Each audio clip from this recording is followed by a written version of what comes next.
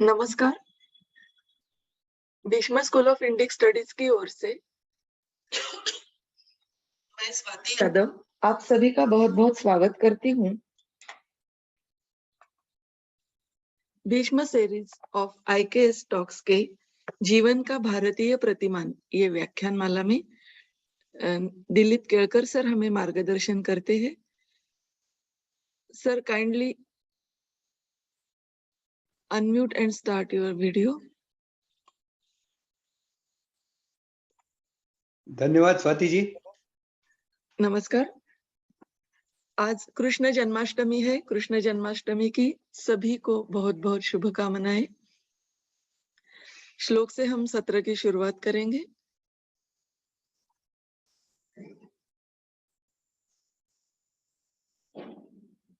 ओम पूर्णमद पूर्णमिदं पूर्णात् पूर्णमुदच्यते पूर्णस्य पूर्णमादाय पूर्णमेवावशिष्यते। ओम शांति शांति शांति। धन्यवाद। मैं सर से विनती करती हूँ कि वो अपना सेशन शुरू करें।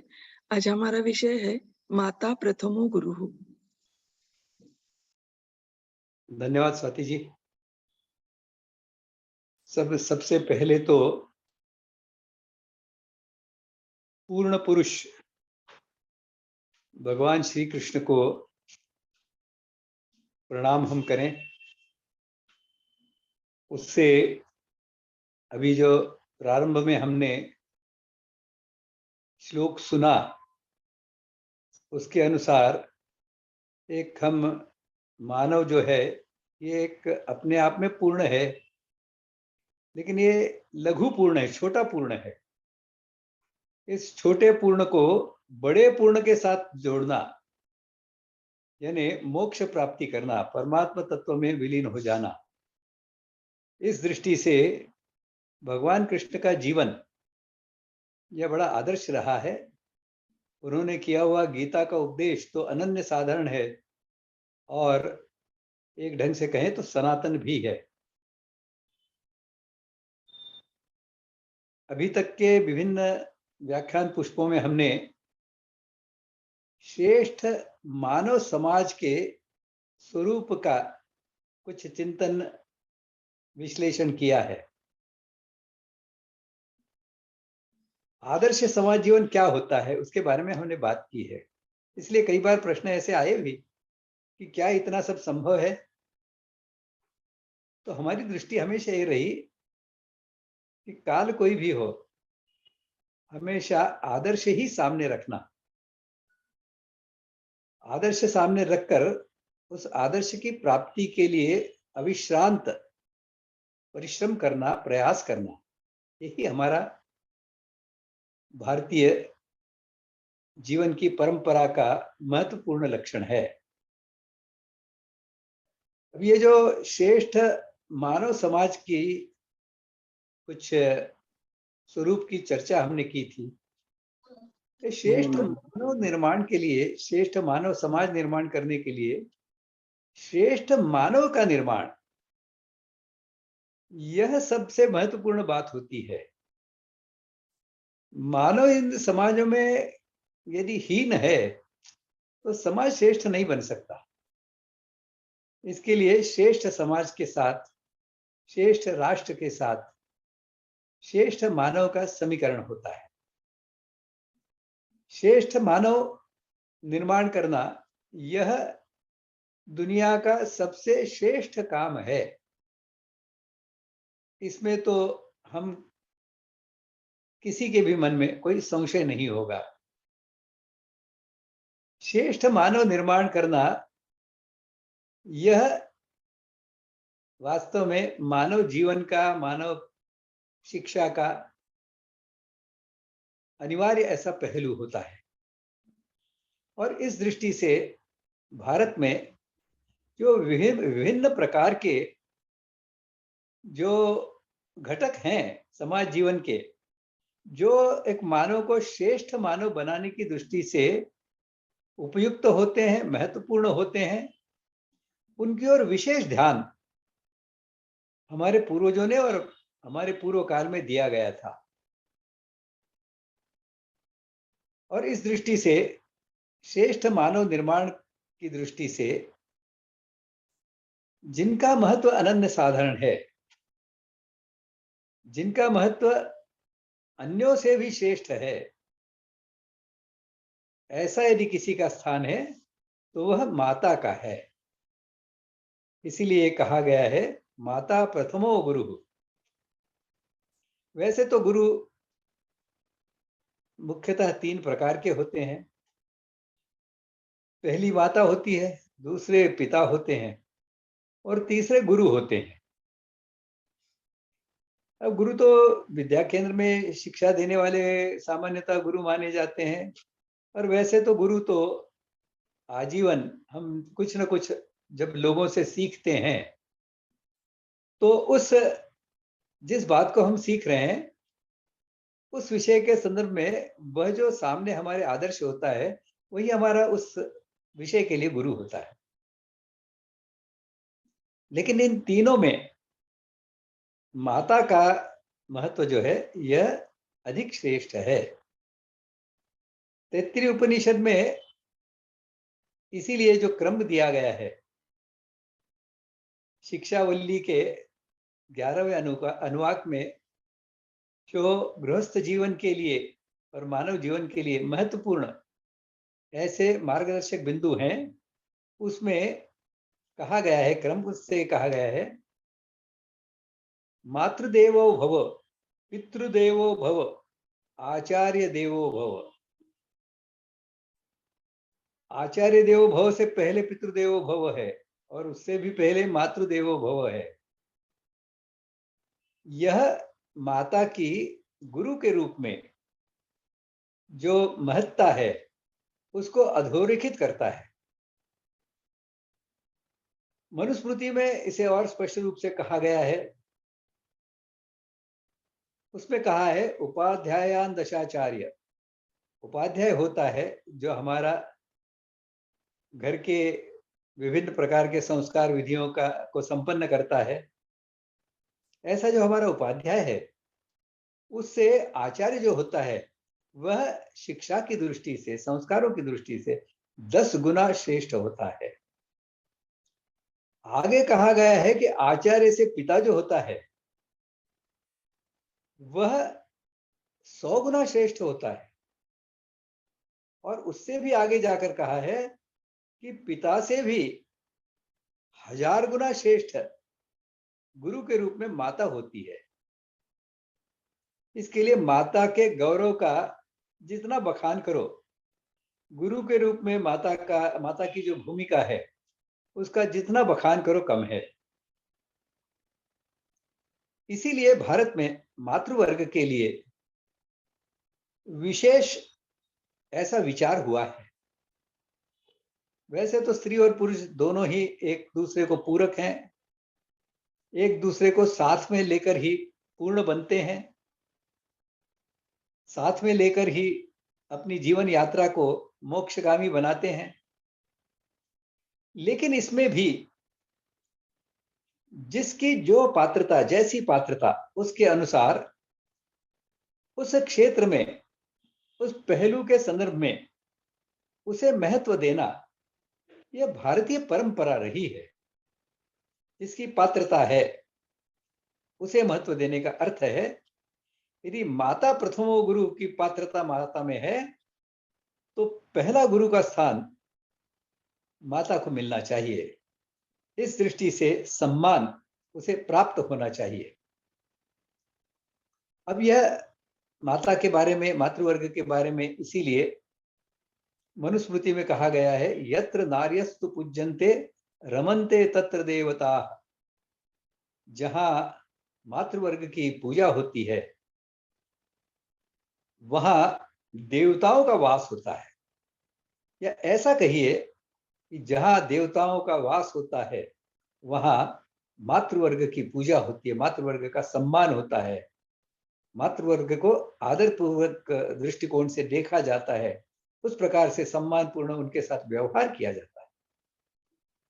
मातृवत परदारेषु इसी के लिए कहा गया है, इस प्रकार की शिक्षा हर बालक को प्राप्त हो, इस प्रकार का संस्कार हर बालक पर हो, ऐसा प्रयास हमारे यहाँ होता रहा है।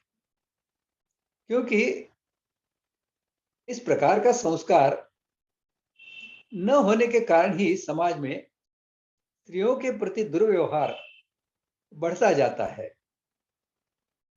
और समाज पतन की दिशा में बहुत गति से आगे बढ़ने लगता है। इस दृष्टि से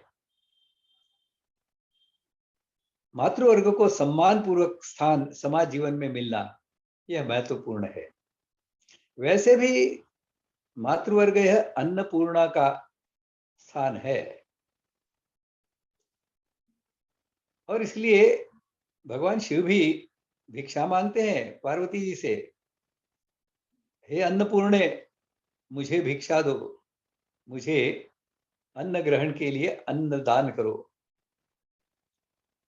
इस प्रकार से यह मातृवर्ग जो है, यह माता जो है, यह अन्नपूर्णा भी है। और हम स्वाभाविक रूप से देखते समझते हैं, जिसका खाओगे अन्न उसकी तो चाकरी करोगे ना। जो आपको नौकरी देता है, जो आपको धंधे के लिए अवसर देता है, उससे आप पैसा प्राप्त करते हैं, अपनी उपजीविका का, आजीविका का साधन प्राप्त करते हैं, उसके प्रति आपका सम्मान तो रहेगा ही। तो स्वाभाविक रूप से बच्चे के मन में उसका जो पोषण करने वाली एकमात्र जो माता है, उसके प्रति सहज ऐसा आत्मीयता का भाव, प्रेम का भाव, आदर का भाव, यह होना अत्यंत स्वाभाविक है। और इस दृष्टि से माता की अन्नपूर्णा की जो भूमिका है, यह बड़ी महत्वपूर्ण है। इसके अलावा भी एक कहा गया है, क्योंकि स्त्री जैसे माता होती है वैसे पत्नी भी होती है, लेकिन इन दोनों भूमिकाओं का तुलनात्मक विचार जब रखा गया, तब यह कहा गया कि स्त्री यह क्षण काल की पत्नी होती है। जब पुत्र को जन्म देने की दृष्टि से, संतान की निर्माण की दृष्टि से स्त्री के साथ समागम होता है, तब स्त्री पत्नी की भूमिका में होती है। और उस क्षण को यदि छोड़ दें तो बाकी पूरा जीवन जो है, इस पूरे जीवन में स्त्री यह माता की भूमिका में होती है। और इसके लिए कहा है, स्त्री जो है वह क्षण काल की पत्नी होती है और अनंत काल की माता होती है। इस प्रकार का महत्व, इस प्रकार का सम्मान स्त्री को भारतीय समाज में दिया गया है। स्त्री की प्राकृतिक जो शारीरिक दुर्बलता है, इसको ध्यान में रखकर स्त्री जीवन सुरक्षित रहे, रक्षित रहे, इस दृष्टि से मनुस्मृति में कहा गया है, पिता रक्षति कौमार्ये, कुमारावस्था में पिता उसका रक्षण करे, यौवनावस्था में उसका पति उसका रक्षण करे, और वृद्धावस्था में उसका पुत्र उसका रक्षण करे। और आगे कहा गया है, न स्त्री स्वातंत्र मर्हति, इसका गलत अर्थ निकाला जाता है कि स्त्री को गुलाम बना के रखो, स्त्री को बांध कर रखो। वास्तव में पहली 3 पंक्तियों के आधार पर चौथी पंक्ति का जो अर्थ है, वह है स्त्री को कभी आरक्षित मत छोड़ो, क्योंकि स्त्री है मूल्यवान है, अमूल्य है, इसका कोई मूल्य नहीं लगाया जा सकता। इसके लिए यह सदैव सुरक्षित रहे, इस दृष्टि से समाज जीवन की रचना निर्माण करो। इस प्रकार से मातृवर्ग का जो ध्यान दिया गया है भारतीय परंपरा में, उसका कारण एक यह भी है कि श्रेष्ठ मानव निर्माण की प्रक्रिया में माता की भूमिका अनन्य साधारण होती है। श्रेष्ठ मानव कैसे निर्माण होता है? तो श्रेष्ठ मानव निर्माण के 2 पहलू होते हैं, या 2 चरण होते हैं, कहेंगे ठीक रहेगा। पहला चरण तो यह है कि श्रेष्ठ जीवात्मा यह हो। यदि श्रेष्ठ जीवात्मा नहीं है, दुर्बल आत्मा है, तो कितने भी आप प्रयास कर लीजिए, उससे आप श्रेष्ठ मानव निर्माण नहीं कर सकते। इसलिए श्रेष्ठ जीवात्मा को आवाहन करना, श्रेष्ठ जीवात्मा सहजता से गर्भधारणा में प्रवेश करे, इस प्रकार की अपनी तपस्या होना, इस प्रकार के हमारे पूर्व कर्म होना, इस प्रकार से हमारा आचरण होना, इस प्रकार से हमारा संकल्प होना, यह भी उतना ही महत्वपूर्ण होता है। इसका विचार थोड़ा गहराई से और आगे करेंगे। यहाँ इतना ही हम जान लें कि श्रेष्ठ मानव निर्माण के लिए पहला चरण जो होता है, जो पहला पहलू होता है, वह होता है श्रेष्ठ जीवात्मा का होना। श्रेष्ठ जीवात्मा यह वृक्ष के बीज जैसा होता है। बीज यदि श्रेष्ठ है तो वृक्ष श्रेष्ठ बनेगा, वृक्ष श्रेष्ठ रहे बनेगा तो उसके फल बहुत मधुर होंगे, जिस प्रकार से हम चाहते हैं उस प्रकार के होंगे। लेकिन यह केवल पहला चरण पर्याप्त नहीं है, क्योंकि हम देखते हैं कि बीज कितना भी अच्छा हो, उसे यदि बंजर भूमि में डाल दिया जाए, उसे यदि पत्थर पर डाल दिया जाए, तो धूप में जलकर वह नष्ट हो जाएगा, बंजर भूमि में वह ध्वस्त हो जाएगा। इसलिए अच्छा बीज होने के उपरांत भी उस बीज का ठीक से संगोपन यह आवश्यक होता है। श्रेष्ठ फल प्राप्त करने के लिए बहुत सारी संस्कार की प्रक्रियाओं में से उस बीज को जाना पड़ता है, तब जाकर बीज एक वृक्ष का रूप लेता है और श्रेष्ठ फल देने के योग्य बनता है।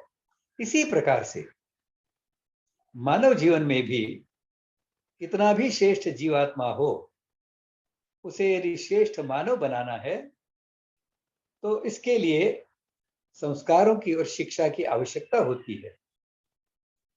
इन्हें संस्कार और शिक्षा के अभाव में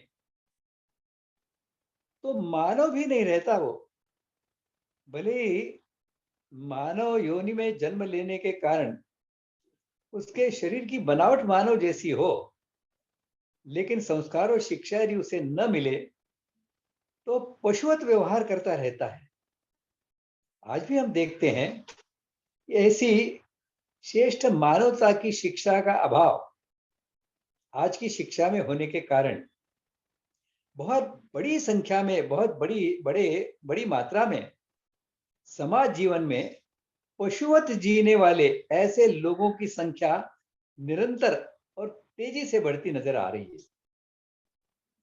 जो सभ्य सुसंस्कृत ऐसे मानव है, इनकी संख्या, इनका प्रतिशत घटता हुआ दिखाई देता है।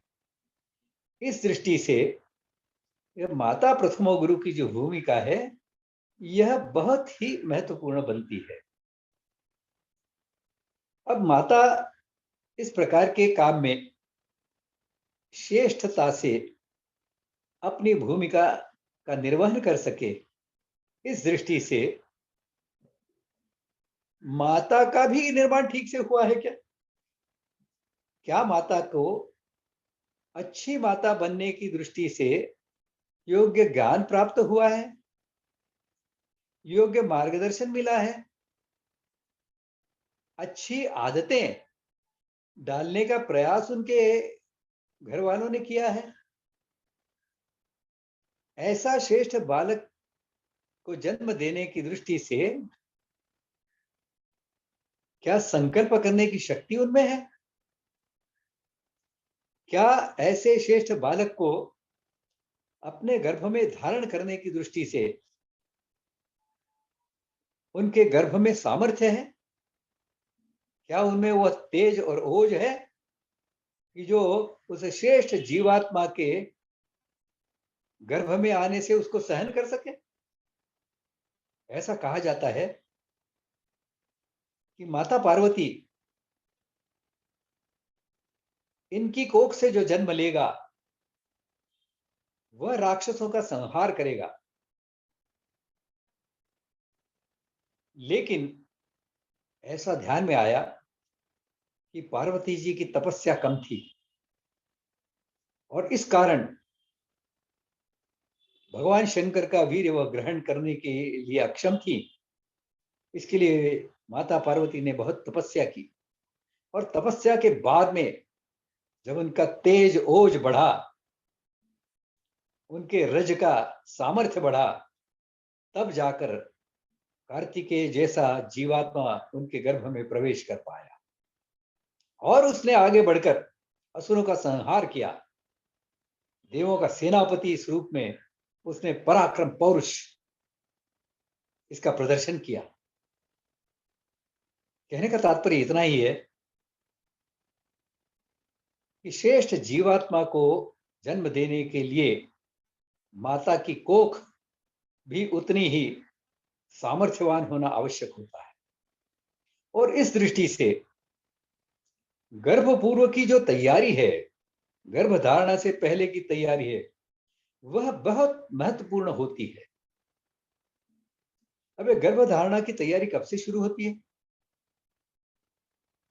तो थोड़ा विचार करेंगे तो हमारे ध्यान में आएगा कि अरे यह तो उस माता बनने वाली जो स्त्री है, उसकी शिशु अवस्था से ही तैयारी शुरू हो जाती है, हो जानी चाहिए।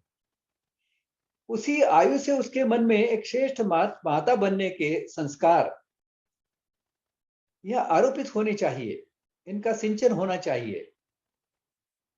यह यदि नहीं होता है शिशु अवस्था में, वैसे तो स्वाभाविक होती है ये शिशु अवस्था में इस प्रकार की भावना बच्चियों में। सहजता से आज जो ज्येष्ठ लोग हैं वो जानते हैं कि उनके बचपन में कैसे बच्चे गुड्डा गुड्डी का खेल खेला करते थे। सहजता से पत्नी माता की भूमिका में आती थी और काल्पनिक ऐसा छोटी सी गुड़िया लेकर उसकी माता के रूप में उसकी चिंता करती थी, अनिष्टों से उसके रक्षण का प्रयास करती थी। इस प्रकार से एक संस्कार शिशु अवस्था से शुरू हो जाता था। आज तो ये सब मूर्खता भरी बातें हैं। उस बच्ची को पहले लिखना पढ़ना सिखाओ, उसको विद्यालय भेजो और उसे करियरिस्ट बनाओ। श्रेष्ठ नौकर कैसी बने वो, इसकी ओर ध्यान दो।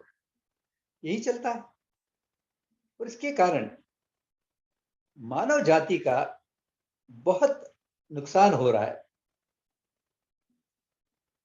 शिशु अवस्था से माता की भूमिका तैयार करनी शुरू होती है। बाल्यावस्था में उसमें बुद्धियुक्त, क्योंकि बाल्यावस्था में मन और बुद्धि का विकास होता है, तो मन से उसके मन में यह धारणा बने कि मुझे अच्छी माता बनना है, ये भावना उसके मन में निर्माण हो। वह अपनी माता की ओर तथा अन्य जो अच्छी माताएं हैं उनकी ओर देखकर संस्कार ग्रहण करे, अपने आचरण में कुछ बातें लाने का प्रयास करें। ऐसी आयु होती है बाल्यावस्था की। किशोरावस्था में तो संकल्प करने की आयु होती है, सामर्थ्य निर्माण की आयु होती है, आत्मविश्वास निर्माण की आयु होती है। इस आयु में तो उस कुमारी के मन में ये स्थापित होना चाहिए, एक श्रेष्ठ मानव को निर्माण करने के लिए उसने जन्म लिया है। स्वामी विवेकानंद जी से पूछा गया था कि स्त्री शिक्षा का विचार कैसे होगा, तब विवेकानंद जी ने कहा था कि बाकी सब बातें तो स्त्रियां सीखें, अवश्य सीखें, लेकिन मातृत्व की शिक्षा यही वास्तव में स्त्री शिक्षा का मूल है।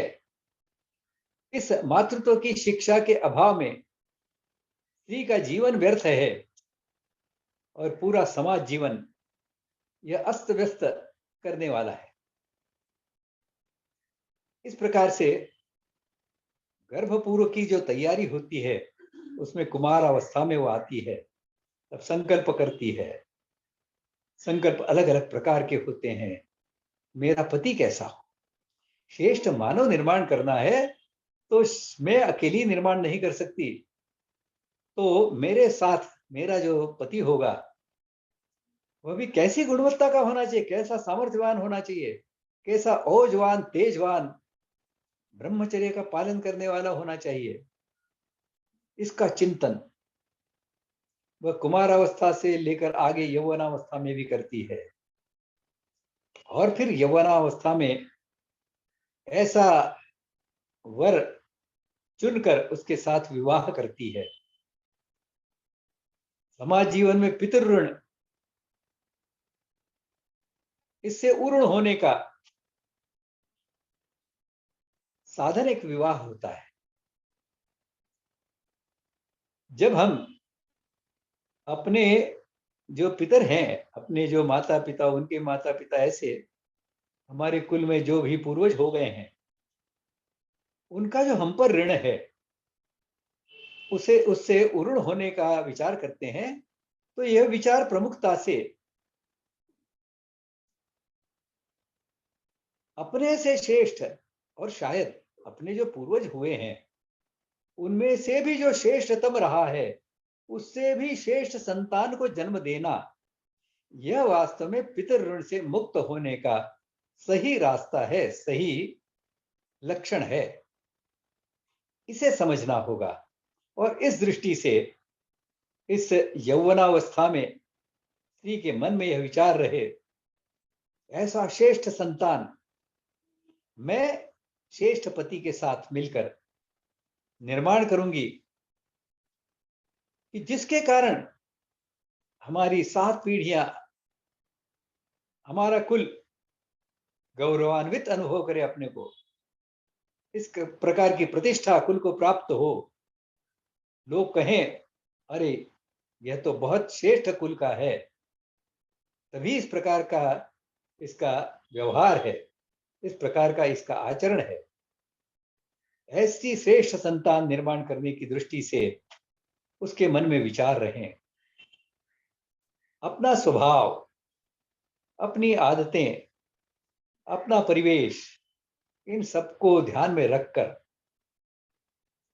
इस संकल्प की दृष्टि से आगे बढ़ना, विवाह के उपरांत भी अपना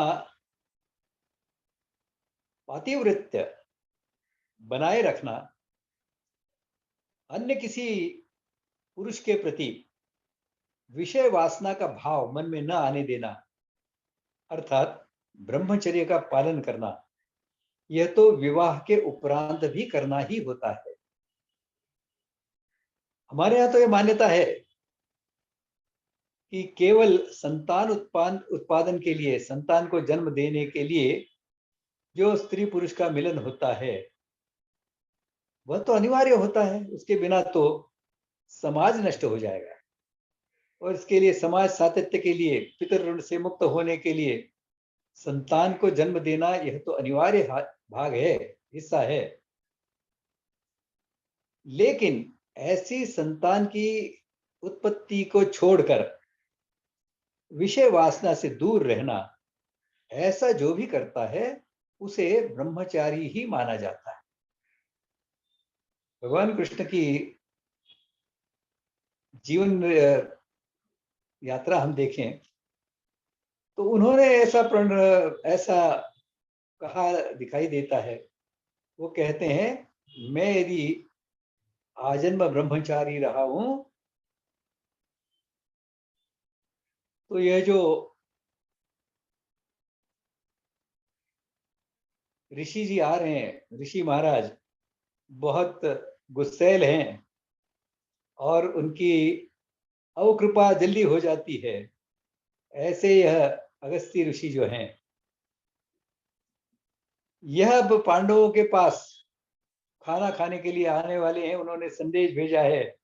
और इधर द्रौपदी का जो पात्र है, जो चाहे जितना अन्न निर्माण कर सकता है, उसे धोकर साफ करके रख दिया गया है। अब वह उस दिन के लिए अन्न निर्माण नहीं कर सकता। ऐसी परिस्थिति में भगवान कृष्ण कहते हैं, मैं यदि आजन्म ब्रह्मचारी रहा हूं, तो यह जो अगस्त्य ऋषि हैं और इनके जितना भी बहुत बड़ा शिष्य परिवार है, इनका पेट अन्न से भर जाए, यह तृप्त हो जाए, और यहां आकर द्रौपदी से कहे कि मुझे हमें तो अन्न की आवश्यकता नहीं है। तो इस प्रकार से हमारे यहाँ तो ब्रह्मचर्य का बहुत महत्व बताया गया है।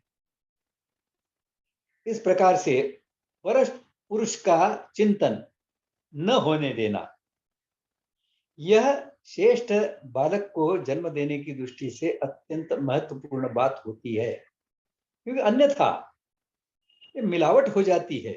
आपने जो संकल्प किया है, आपके पति के साथ मिलकर आपने जो श्रेष्ठ मानव की कल्पना की है, उससे भिन्न किसी अन्य पुरुष का चिंतन आपके मन में होता है तो आपका वो जो संकल्प होता है वो दुर्बल हो जाता है। और इसीलिए हमारे यहाँ स्त्रियों को तो नौकरी करने के लिए ना कहा गया था, मना किया गया था, क्योंकि स्त्री जब नौकरी करती है और अन्य पुरुषों के साथ में कुछ समय बिताती है, तो उसके मन में उन पुरुषों के प्रति कुछ वासना का भाव आना यह अत्यंत स्वाभाविक बात होती है। और इसलिए स्त्री के लिए नौकरी वर्जित मानी गई थी। आज हम बिल्कुल इसके विपरीत जा रहे हैं। स्त्री नौकरी करने के लिए लालयित है, जल्दी से जल्दी नौकरी प्राप्त हो जाए, मिल जाए और मैं अपने पैरों पर खड़ी हो जाऊं। पता नहीं जो नौकरी नहीं करती वह स्त्रियां किसी और के पैरों पर खड़ी होती हैं क्या? उनके पति के पैर क्या उनके पैर नहीं होते हैं? लेकिन पति के साथ में एकात्मता का भाव नष्ट होकर पति एक भिन्न व्यक्ति है, मैं एक भिन्न व्यक्ति हूं, और यह जो विवाह है, वो विवाह तो वास्तव में है नहीं, जो मैरिज है यह हम दोनों ने मिलकर किया हुआ कॉन्ट्रैक्ट है। ऐसी भावना होने से तो फिर पति क्या और अन्य पुरुष क्या, क्या फर्क पड़ता है? अपने स्वार्थ के लिए विवाह किया है, अपने स्वार्थ के लिए व्यभिचार भी हो सकता है। फिर वह शायद केवल मानसिक स्तर पर ही का क्यों ना होगा तो व्यभिचार ही। इससे उसका संकल्प तो दुर्बल होने ही वाला है। इस दृष्टि से गर्भवती या गर्भ धारणा करने की इच्छा रखने वाली स्त्री नौकरी न करे। अपने रज को सामर्थ्यवान, ओजवान, तेजवान बनाने की दृष्टि से कम से कम 3 महीने वह ब्रह्मचर्य का कठोरता से पालन करे। 3 मास का अवधि इसके लिए होता है, पुरुष और स्त्री दोनों के लिए होता है, क्योंकि ये 3 मास में सामान्यतः अन्न ग्रहण से लेकर रजवीर्य निर्माण तक की जो प्रक्रिया है, ये सामान्यतः 3 महीने में पूर्ण होती है। और इसके लिए आपने जब से संकल्प किया है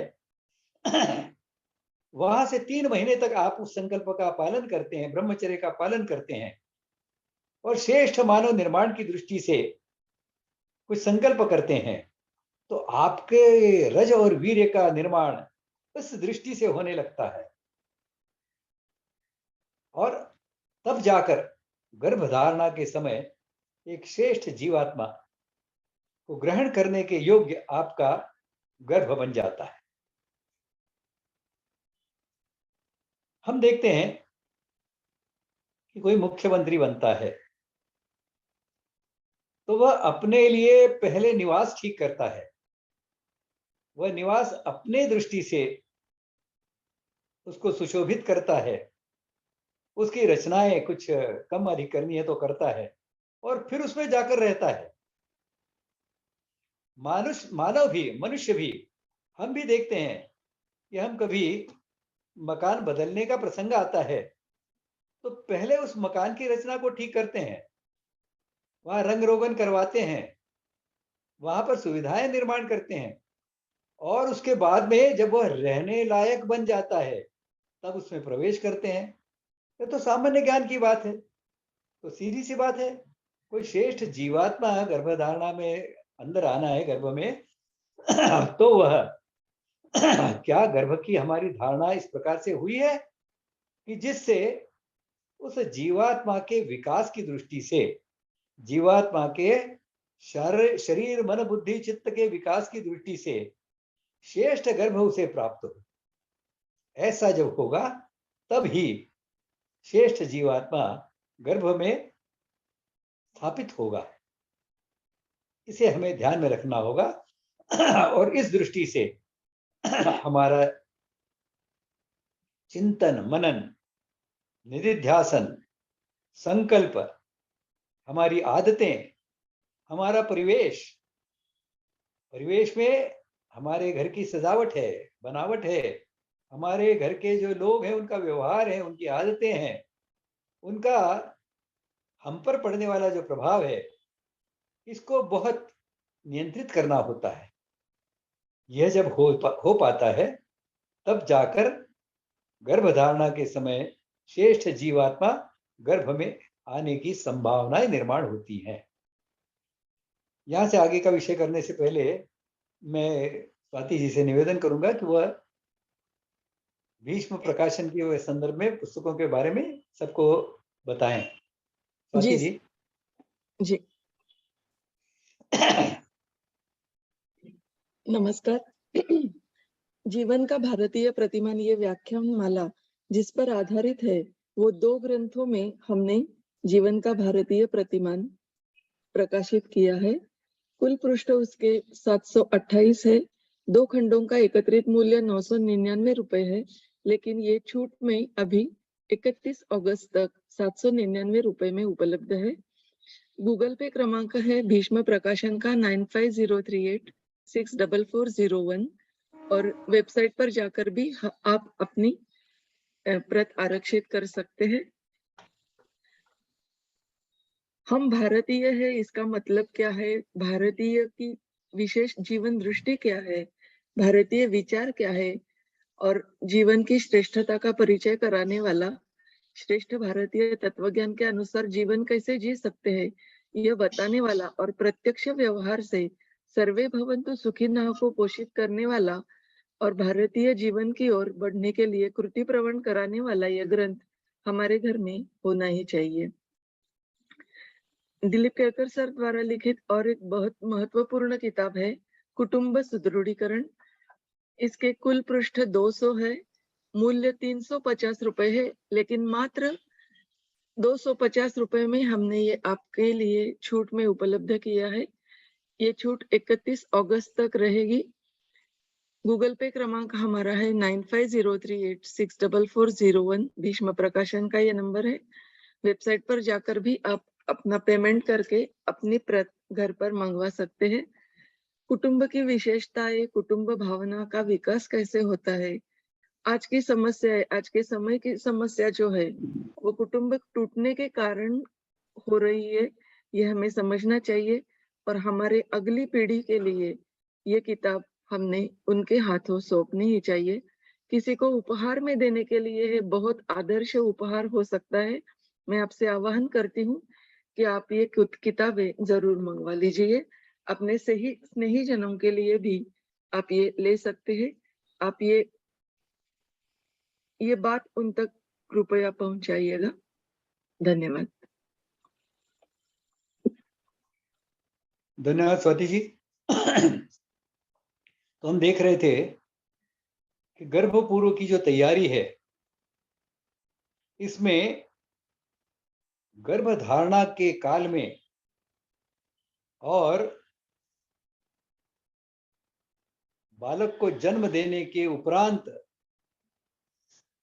5 वर्ष मुख्यतः और पूरी आयु भर माता की भूमिका कैसी होती है, कैसी होनी चाहिए, इसका ज्ञान प्राप्त करना, इसके कौशल विकसित करना और इसका सामर्थ्य, इसका आत्मविश्वास अपने में जगाना, यह भी इसी काल में करने की बातें होती हैं। यह तो आगे भी चलती हैं ये बातें, लेकिन इस काल में यह संकल्पों का काल है, इसमें तो यह अत्यंत महत्वपूर्ण होती है। तो इस दृष्टि से गर्भावस्था में मैंने किस प्रकार के पथ्यों का पालन करना चाहिए, इसका ज्ञान गर्भधारणा के दृष्टि से अधिजनन शास्त्र का ज्ञान, आयुर्वेद का ज्ञान, योग शास्त्र का अलग अलग प्रकार के आसन और प्राणायामों का ज्ञान, शरीर की शुद्ध क्रियाओं का ज्ञान, वास्तुकला का ज्ञान, संस्कार प्रक्रिया का ज्ञान, इन्हें प्राप्त करने का यह कालावधि है, समय है। इनको वास्तव में पूर्णता देने का यह समय है। लेकिन यह संभव है, इतना सारा ज्ञान शिशु अवस्था से यदि प्रयास नहीं किए हैं तो युवावस्था में सब ज्ञान प्राप्त करना एक व्यक्ति के लिए कठिन हो जाता है, लगभग असंभव हो जाता है। ऐसी परिस्थिति में जो बड़े हैं, जानकार हैं, संस्कार प्रक्रिया के ज्ञाता हैं, फिर वो हमारी शायद दादी हो सकती है, दादा हो सकते हैं, नानी हो सकती है, जो ज्येष्ठ लोग हैं वो हो सकते हैं, ज्योतिषी हो सकते हैं, ज्योतिषी से पता करके गर्भधारणा के लिए श्रेष्ठ अवधि कौन सा है, श्रेष्ठ समय कौन सा है, इसे भी तय करना होता है। जो बालक है या अपघात से जन्म न ले ले, इस दृष्टि से ब्रह्मचर्य का कठोरता से पालन करना होता है और गर्भधारणा के मुहूर्त को ध्यान में रखकर गर्भधारणा के प्रयास करने होते।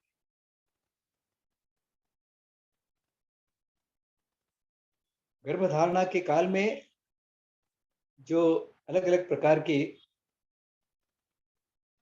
शरीर स्वस्थ रखने की दृष्टि से प्रयास होते हैं, इस दृष्टि से और गर्भधारणा से पूर्व योगाचार्य से किस प्रकार के आसन प्राणायाम की आदत मुझे होनी चाहिए, इसका मार्गदर्शन लेना चाहिए।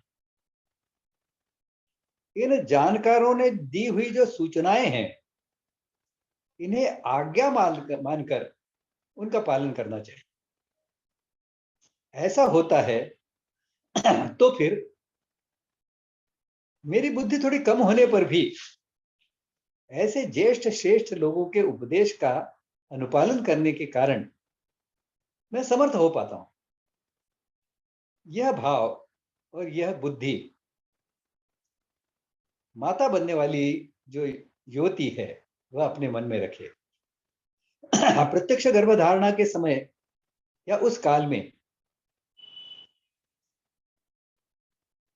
माता की भूमिका, यानी होने वाली माता की भूमिका कैसी हो। पहली बात तो अन्य किसी भी पुरुष का चिंतन, मनन, निधिध्यासन यह बिल्कुल 100% बंद हो। अपना परिवेश, अपने घर में रहने वाले लोगों का व्यवहार, उनका अपने मन की अवस्था पर, बुद्धि पर होने वाला परिणाम,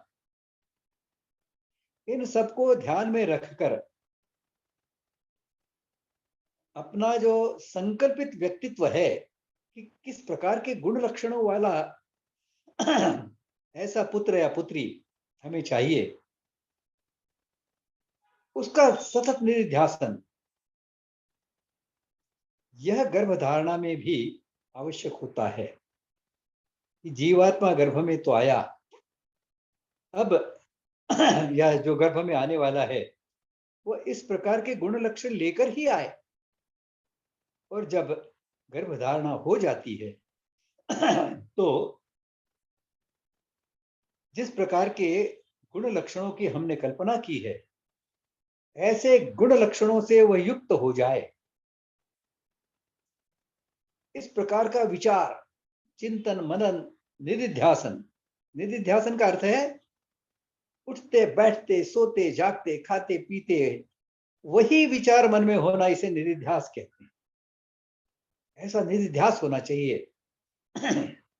और उसके साथ में उस निधिध्यास, उस संकल्प को पूरक ऐसा व्यवहार हमारा होना चाहिए, ऐसी हमारी आदतें होनी चाहिए, ऐसा हमारा परिवेश होना चाहिए। इस दृष्टि से गर्भधारणा के काल में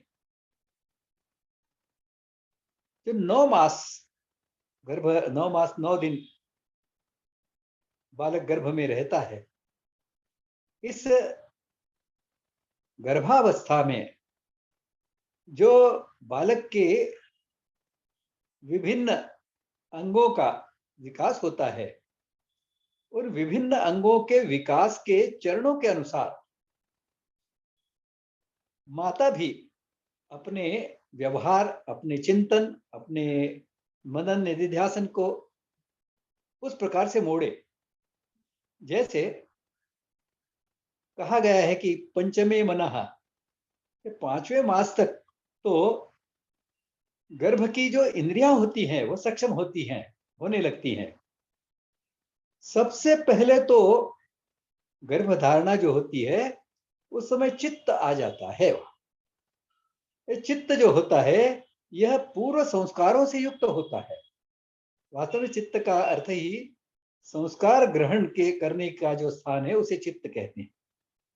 जो चित्त है वह सबसे पहले गर्भ में प्रवेश करता है, और फिर वह चित्त अपने पूर्व कर्मों के जो फल पाने हैं, उन फलों को प्राप्त करने के लिए, उन फलों का भोग करने के लिए जिस प्रकार के शरीर की, जिस प्रकार के इंद्रियों की, जिस प्रकार के मन बुद्धि की आवश्यकता होती है, उनका विकास होने लगता है।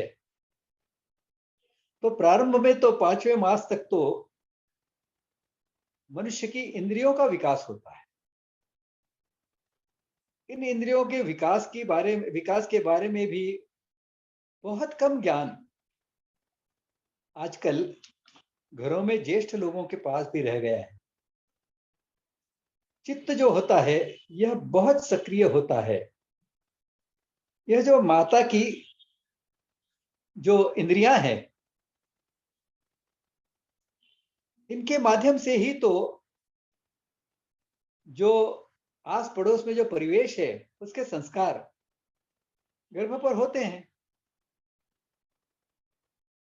लेकिन चित्त इतना सक्रिय होता है, जो सूक्ष्म से सूक्ष्म भी ऐसे संस्कारों को ग्रहण कर लेता है। माता के इंद्रिय जो हैं उनकी तो सीमा होती है, उनकी एक न्यूनतम की अवस्था होती है और अधिकतम की अवस्था होती है। इसके बीच में उनकी इंद्रियां काम करती हैं। जैसे दृष्टि है, तो बहुत ज्यादा यदि प्रकाश होगा तो आंखें चौंधिया जाती है, देख नहीं पाती। और एक विशिष्ट प्रकाश की मात्रा कम हो जाती है तो उससे कम मात्रा में वह देख नहीं पाता। अब माता की इंद्रियों के लिए, माता की चक्षुओं के लिए, आंखों के लिए तो ये सीमाएं हैं, ऊपर की सीमा भी है, नीचे की भी सीमा है। लेकिन जो गर्भ में जो चित्त है अत्यंत संस्कारशील है, अत्यंत सक्रिय है। यह तो जो माता के जो दृष्टि की जो सीमाएं हैं, उन सीमाओं के बाहर उससे कम प्रकाश भी यदि है तो गर्भ जो है यह उसे देख पाता है। वास्तव में तो माता भी देखती रहती है, लेकिन उसे आकलन नहीं हो पाता, क्योंकि उसकी इंद्रियों की क्षमता कम होती है। लेकिन गर्भ की क्षमता तो अपरिमेय होती है, उसका मापन नहीं किया जा सकता। वह तो परमात्मा की जो सीमाएं हैं उतनी असीम होती हैं, और इसलिए परिवेश का महत्व इस समय बहुत महत्वपूर्ण होता है। इन इंद्रियों के विकास की दृष्टि से, मन के बुद्धि के विकास की दृष्टि से, जो चित्त का विकास है, इंद्रियों का विकास शुरू होने से पहले का चित्त का विकास, यह अत्यंत महत्वपूर्ण है। इसे ध्यान में रखना होगा। और इसके लिए गर्भधारणा से लेकर तो इंद्रियों का विकास शुरू होता है दूसरे तीसरे माह से, इस आयु तक। और वास्तव में तो 5 वर्ष की आयु तक इस चित्त के विकास की दृष्टि से माता यह सक्रिय रहे, चिंतित रहे, अपने व्यवहार को उस दृष्टि से मोड़ती रहे, यह अपेक्षित होता है। इंद्रियों का विकास जब होता है तो उन इंद्रियों की सीमाएं बन जाती हैं हमारे संस्कारों के ग्रहण के ऊपर।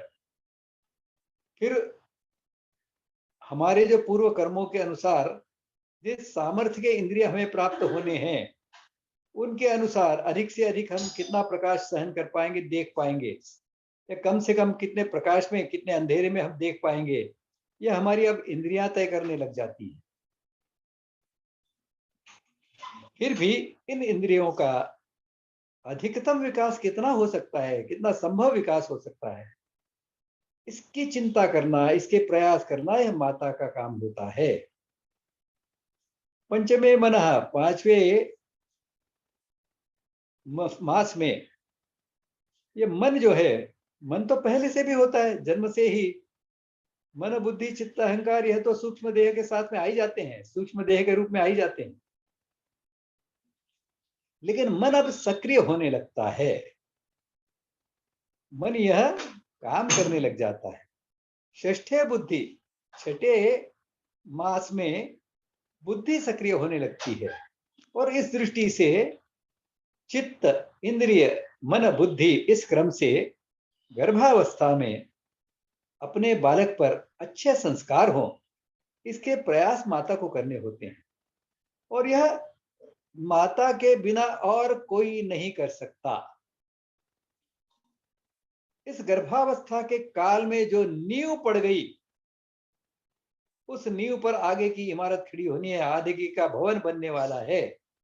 नींव जितनी मजबूत होगी, बलवान होगी, ताकतवर होगी, उतना ही विशाल मकान, उतना ही श्रेष्ठ मकान इस नींव पर खड़ा हो सकता है। और इस दृष्टि से गर्भावस्था में माता की भूमिका यह अत्यंत महत्वपूर्ण है। उससे आगे हम देखते हैं कि जब बालक का जन्म होता है, उस जन्म से लेकर 5 वर्ष की अवस्था तक कहा गया है कि शिशु अवस्था में माता लालयेत 5 वर्षाणि, इसका अर्थ ऐसा है कि 5 वर्ष तक बच्चे का अच्छी तरह से लालन पालन करो। उसके इंद्रियों के विकास का एक कालखंड होता है, उसके इंद्रियों का हर संभव स्तर तक प्रयास उसका विकास हो सके, इसके प्रयास करो। अब कई बार हम देखते हैं कि बच्चा कोई नई बात सीखता है, उसको नया सीखने की आदत होती है, इच्छा होती है, बहुत तीव्र इच्छा होती है। वो एक पलंग पर से उतरता है, दौड़ता है, दूसरे पलंग तक जाता है, उसके ऊपर चढ़ता है, उस पलंग के ऊपर दौड़ता है, पलंग से उतरकर फिर दौड़कर पहले पलंग पर आता है, और ऐसा वो बार बार करता रहता है। हमारे मन में ये आता है कि ये क्या बालक निरर्थक की बातें कर रहा है, हम डांट देते हैं उसको। वास्तव में वो बच्चा ऐसी कुछ प्रक्रिया हो सकती है, यह ध्यान में लेता है और उसमें पारंगत होने की दृष्टि से प्रयास करता रहता है। चलने का प्रयास करता है, जब चलना शुरू करता है, बार बार खड़ा होता है, गिर पड़ता है, खड़ा होता है, गिर पड़ता है, फिर खड़ा होता है। अब हम यदि बच्चे की इस खड़े होने की प्रक्रिया को रोक देंगे तो बच्चा तो अविकसित रह जाएगा, उसके पैर पंगु रह जाएंगे। इसके लिए उसकी जो बढ़ने वाली क्षमता है इंद्रियों की, उन्हें समझना, उनके लिए पूरक ऐसा वातावरण निर्माण करना, ऐसा उस बच्चे को प्रोत्साहन देना, किसी भी प्रकार का भय उसके मन में निर्माण न हो, इस प्रकार का व्यवहार उसके साथ में हो,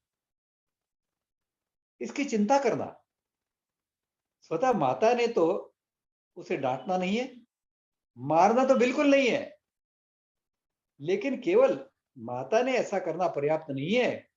घर का या बाहर का भी कोई भी व्यक्ति उस बालक को डांटे नहीं, मारे नहीं, कठोर शब्दों का प्रयोग न करे, इसकी चिंता करना, इसकी आश्वस्ति करना यह माता का काम होता है।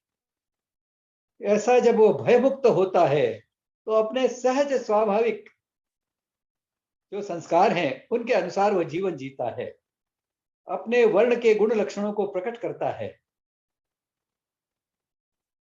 तो इस दृष्टि से इन 5 वर्षों में जब बालक बहुत संस्कार ग्रहण करने में सक्षम होता है, संस्कारशील होता है, उस समय उसे ऐसा परिवेश मिले, ऐसे बड़े लोगों के साथ में रहने को मिले कि जिनका व्यवहार आदर्श है। बच्चे के मन में बड़ों का अनुकरण करने की एक स्वाभाविक प्रवृत्ति होती है। उसका कारण यह होता है कि बच्चा स्वतंत्रता की कीमत को समझता है, बहुत छोटी आयु से समझने लग जाता है वो, और वह देखता है कि बड़े लोग जो हैं वह अपने काम करने के लिए स्वतंत्र है, और मैं कुछ करने लगता हूं तो या तो मुझे टोक देते हैं या फिर वहां से कहीं दूर ले जाते हैं। बालक कोई निर्बुद्ध निर्बुद्ध नहीं होता है। आप क्या कहते हैं, क्या बताते हैं, क्या सिखाते हैं, उससे भी अधिक वह आप किस प्रकार का व्यवहार करते हैं, आप किस प्रकार की वाणी में बोलते हैं, इससे वह संस्कार ग्रहण करता है। आपके व्यवहार से वो सीखता है। तो बालक की तो यह प्रवृत्ति होती है, और इसलिए उसका परिवेश ठीक होना चाहिए। यह देखना, इसकी आश्वस्ति करना, यह माता का अत्यंत महत्वपूर्ण काम होता है। माता की भूमिका तो इससे आगे भी होती ही है। बाल्यावस्था में, युवावस्था में, इनमें भी माता की भूमिका तो होती ही है।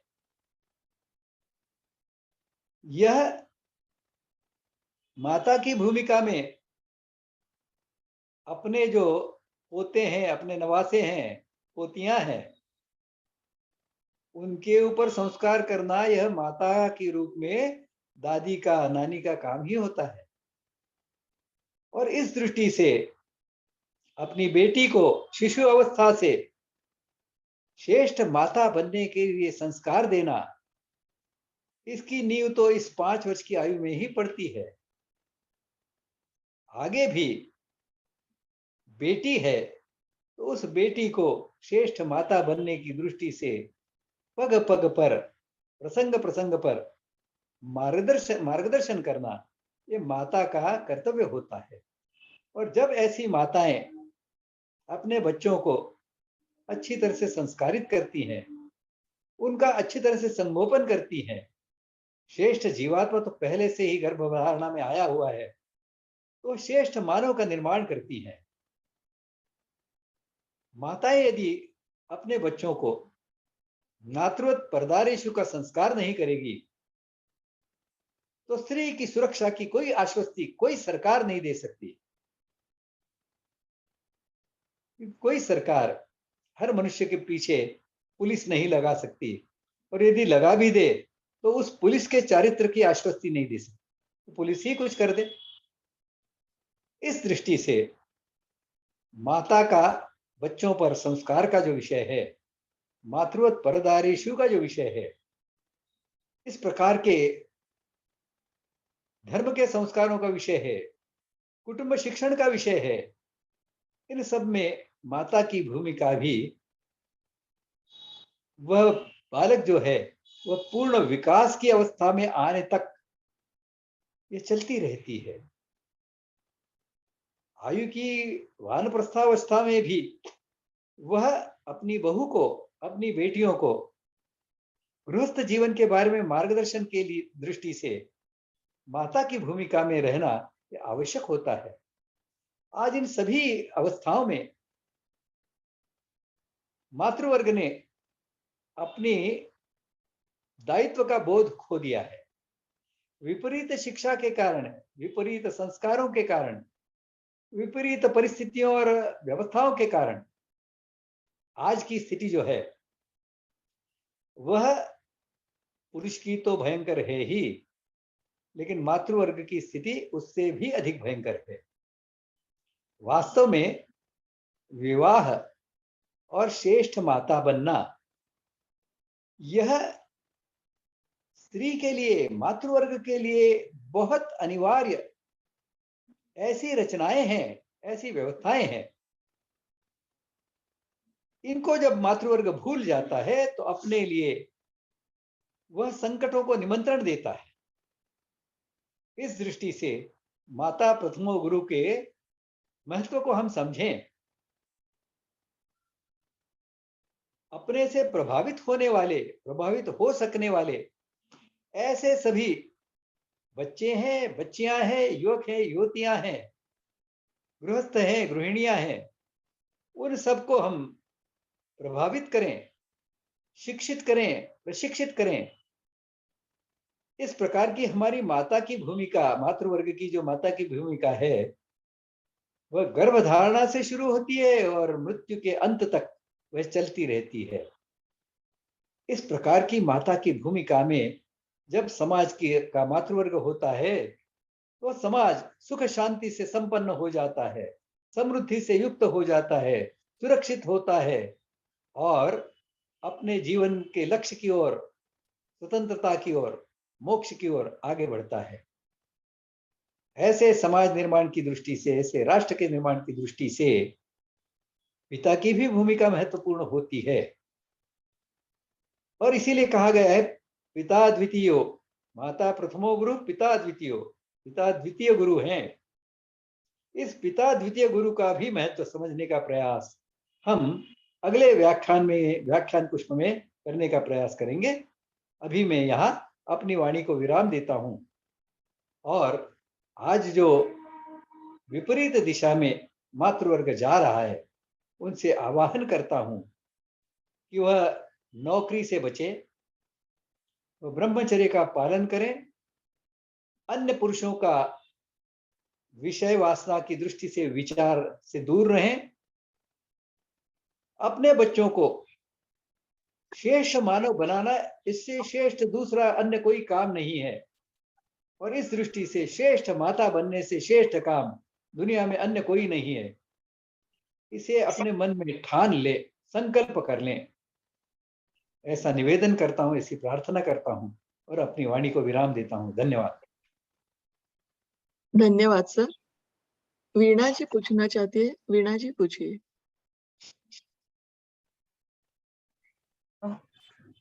नमस्कार। नमस्कार। मैं जरा ऑफिस के लिए निकली हूँ तो शायद थोड़ा बाहर आवाज पर ठीक से नहीं आएगी और थोड़ा विषय ऐसा होने के कारण अगर मैं आवेश में कुछ बोल दूं तो माफ कर दीजिए। मुझे ये कहना है, आपने बोला स्त्रियों का जॉब करना सही नहीं है, पर आपने ये ध्यान में दिया है क्या कि पुरुष कहीं पे कम पड़ रहा है इसलिए बीवियों को, लड़कियों को बाहर निकलना पड़ता है। पुरुष लड़की चुनने के वक्त बोल रहा है कि जॉब करने वाली चाहिए। हमारे पिताजी तक का ऐसा था कि पिताजी जॉब करते थे, माँ घर पे रहती थी और पिताजी ने जब घर लिया तो पूरा माँ के नाम पे किया। आज का पुरुष करेगा ये? तो ये मेरा सवाल ये था, ये कहना था कि ये मुझे गलत लगा, आप मेरे को अगर समझा देंगे तो नहीं, अच्छा। आप जो कह रही हैं क्या मैं गलत, ये बता दीजिए। आपके मन में जो विचार भाव आए हैं ना वो बिल्कुल गलत नहीं है, वर्तमान की परिस्थितियों का वास्तववादी चित्रण है। मैं जब कह रहा हूँ तो हमने सबसे पहला जो सत्र लिया था, आप थी या नहीं मुझे पता नहीं, उसमें हमने एक बिंदु के ऊपर विचार किया था कि विचार कैसे करना चाहिए। देखिए यह जो है ना, यह पहले मुर्गी या पहले अंडा जैसा यह एक संकट है। और पहले मुर्गी या पहले अंडा, ऐसा जब प्रश्न खड़ा होता है तो मैंने उसमें कहा था कि भले ही वो थोड़ा सा मजाक वाला उत्तर महसूस हो, लेकिन वही उसका वास्तविक उत्तर है। मैंने कहा था कि पहले अंडा, लोगों ने पूछा कि पहले अंडा क्यों, तो मैंने कहा कि देखो, मुर्गी को पकड़ना बहुत कठिन होता है, आप एक बार प्रयास करके देखिए मुर्गी को पकड़ने का, पस्त हो जाएंगे आप। अंडे को पकड़ना बहुत सरल होता है क्योंकि अंडा भागता नहीं है। अंडे को पकड़ो और इस अंडे में से कभी ना कभी तो मुर्गी बनेगी ही, निकलेगी ही ना, तो आपके हाथ में रहेगी मुर्गी। इस दृष्टि से इसका अर्थ है कि यह तो समाज पहले ठीक हो, पुरुष पहले ठीक हो या स्त्री पहले ठीक हो, इसकी समस्या है, इसे हम समझें। दोनों ही तरफ से विचार करने वाले लोग हैं कि स्त्रियां ऐसा व्यवहार करती है तो पुरुष ऐसा व्यवहार क्यों न करें। पुरुष यदि मुक्त होना चाहती है तो स्त्री मुक्त होना चाहती है तो पुरुष ऐसी मुक्त स्त्री का उपभोग क्यों न करें। तो यह स्त्री और पुरुष दोनों के चिंतन का विषय है। और जैसे मैंने कहा कि अंडा जो है उसको पकड़ लो, वो भागता नहीं है, इसका तात्पर्य है कि मैं क्या कर सकता हूं, मैं क्या कर सकती हूं, मैं तो करना शुरू करूं।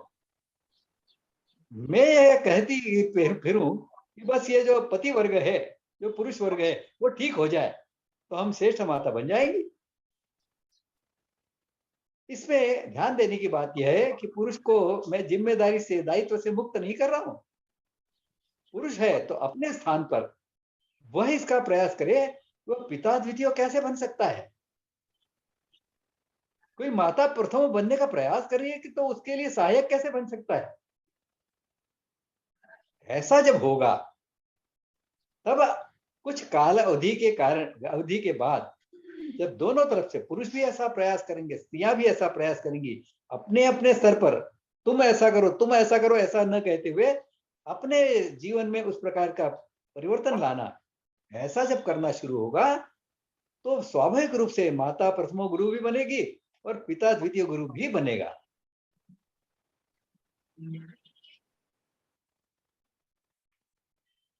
अगला सवाल लेते हैं। संदीप जी, आप पूछिए। गुरु जी प्रणाम। प्रणाम। पंडित जी नाम बताइए। संदीप यादव। अच्छा, संदीप जी हैं। हाँ। बोलिए। मैं पूछ रहा था कि जो आपके भारतीय दिल्ली से है जीवन ना का, आप? संदीप जी दिल्ली हाँ से जी है हाँ ना? जी जी जी जी जी जी बोलिए। भारतीय जीवन का प्रतिमान के जो दो भाग हैं, ये जी। भीष्म प्रकाशन में दो हैं, और मैं पुनरुत्थान विद्यापीठ की देख रहा था, उसमें आपके 4 भाग दिख रहे थे प्रकाशित, तो उनमें जी कोई अंतर है क्या? नहीं, कोई वो जो है पुनरुत्थान में जो प्रकाशित हुए हैं ना, जी उससे उसमें कुछ थोड़े से सुधार करके भीष्म द्वारा प्रकाशित हुए हैं। ठीक है गुरु जी। दूसरा ये है कि जो आपने परिपेक्ष रखा, आज मैंने वैसे कुटुंब सुदृढ़ में आपका ये व्याख्यान पढ़ा हुआ है, जो आपने लिखा है, बेसिकली ये व्याख्यान हमारा उसी संदर्भ में हो रहा है। जी तो मेरा बस वीना जी और मतलब मेरा कंट्रीब्यूशन इतना ही है कि मैं अपना मत यहीं पे रखना चाहूंगा कि या फिर आपसे एक जानने की इच्छुकता भी रहेगी कि समाज के अंदर जो धीरे धीरे एक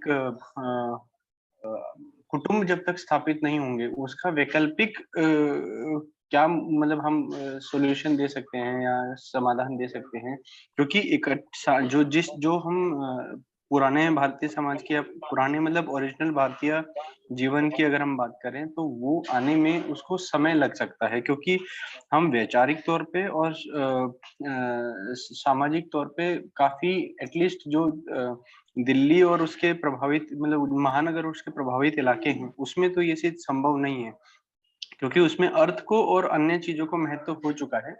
और मैं अभी बड़ौदा गया था तो निसर्ग जोशी भाई जी से मिला था, और ऐसे ही कुछ और मतलब एजुकेशन सेक्टर से रिलेटेड बात करने गया था। किससे बड़ौदा में किससे मिले थे? निसर्ग जोशी जी। निसर्ग जोशी जी जी जी बोलिए। तो चर्चा में यही विषय रहा कि जो है हम वापस तो नहीं आ सकते हैं, उसमें कोशिश एक हो सकती है, लेकिन फिर भी उसके साथ साथ जो एक समस्या है कि हमें समय को युग अनुकूल जो चीजें हैं उसको मद्देनजर रखते हुए आगे बढ़ना रहेगा करके, कि हम सोचते हैं आपने मैं विराम देता आपने हूँ। और निसर्ग जी ने जो सोचा है बिल्कुल ठीक सोचा है। बस इसमें युगानुकूल का अर्थ ठीक से समझना जरूरी है। देखिए, जो सनातन है ना, वह बदलता नहीं है। जो सनातन तत्व हैं वह बदलते नहीं है।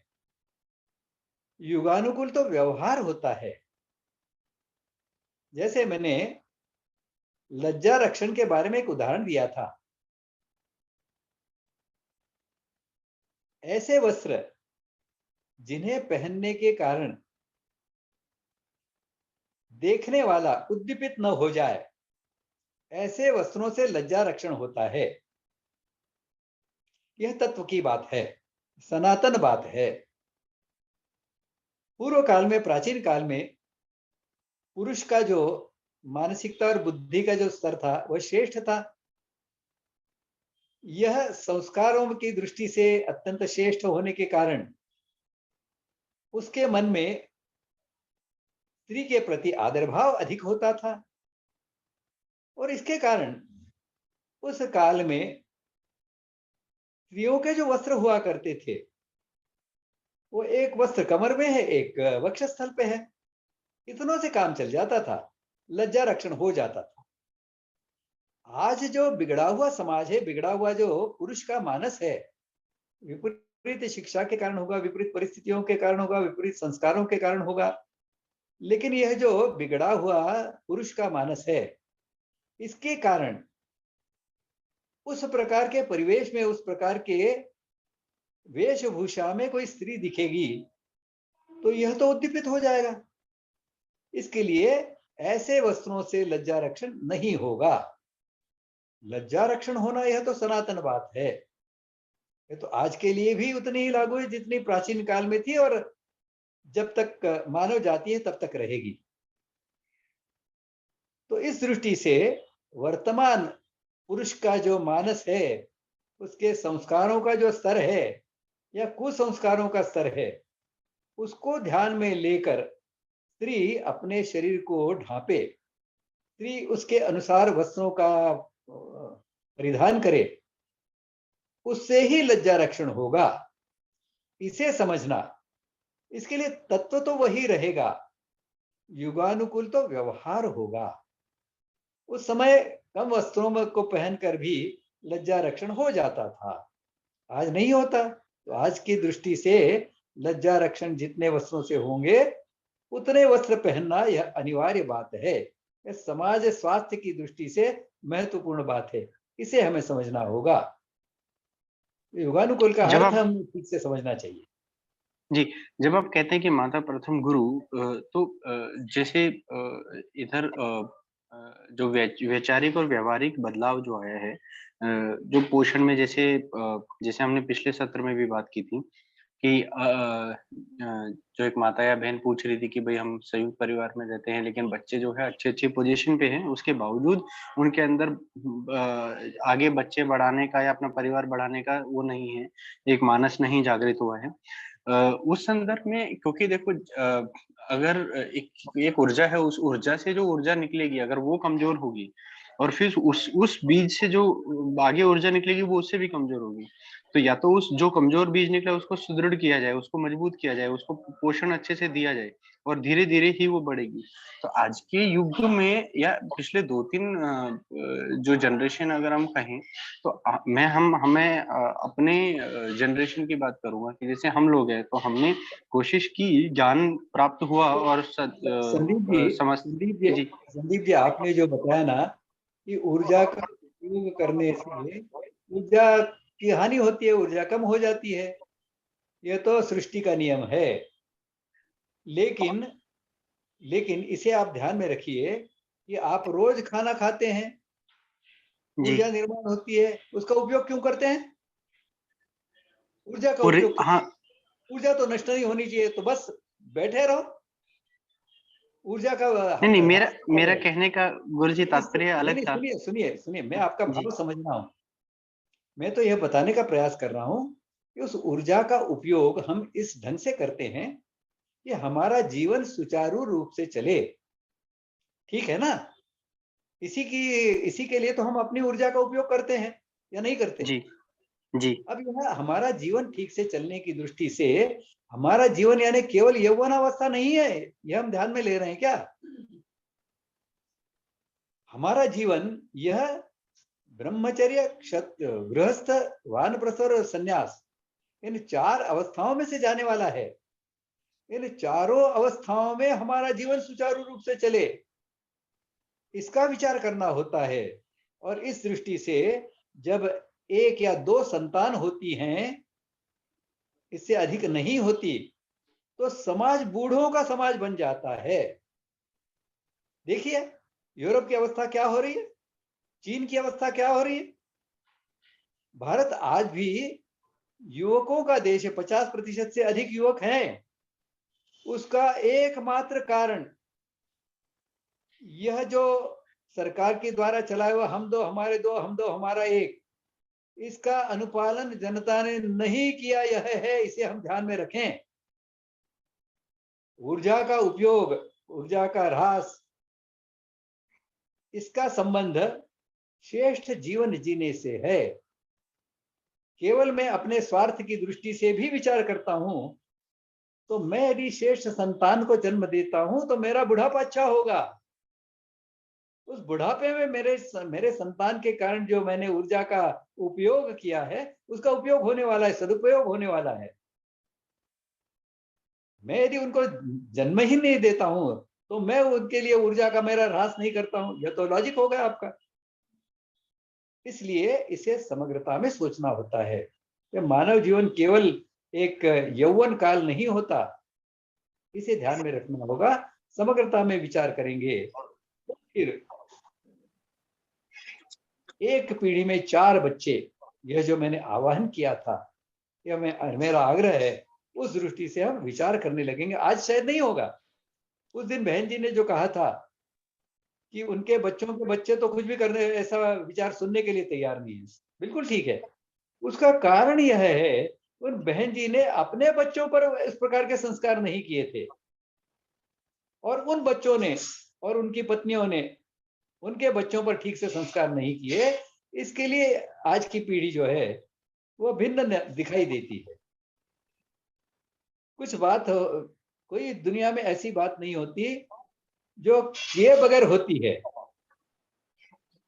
कोई भी बात होनी है तो उसके लिए करना जरूरी होता है।